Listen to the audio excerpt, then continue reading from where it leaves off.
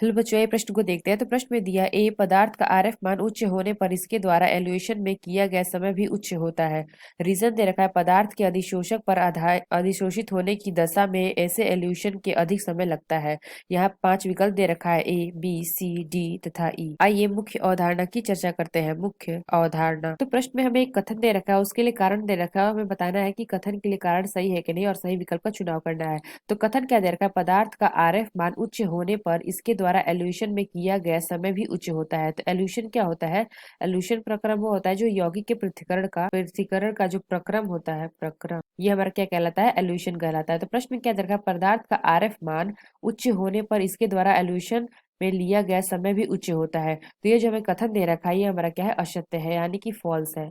क्योंकि पदार्थ में आरएफ का मान उच्च होने पर उसके द्वारा एल्यूशन में किया गया समय उच्च नहीं होता, इसलिए हम कह सकते हैं जो हमारा कथन दे रखा है वो क्या है? गलत है।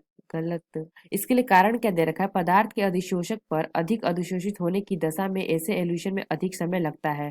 तो ये जो हमारा कारण दे रखा है, ये हमारा क्या है? सही है। पदार्थ में जो अधिशोषक पर आधारित अधिशोषण होने की जो दशा होती है उसमें एल्यूशन में अधिक समय लगता है, यानी कि पृथक्करण में क्या होता है? अधिक समय लगता है। हम कह सकते हैं जो हमारा कारण दे रखा है ये क्या है? सत्य है। तो आइए अपना सही विकल्प का चुनाव करते हैं। तो पहला क्या दे रखा है, both A and R true and R is the correct explanation of A. लेकिन हमने क्या देखा, जो हमारा कारण देखा है गलत है, तो ये कह सकते हैं जो हमारा पहला विकल्प है ये गलत है। बी क्या दे रखा है, both A and R true but R is the not correct explanation of A. तो यहाँ पे हमने क्या देखा, पहला हमारा क्या गलत है, तो ये हम कह सकते हैं विकल्प गलत है।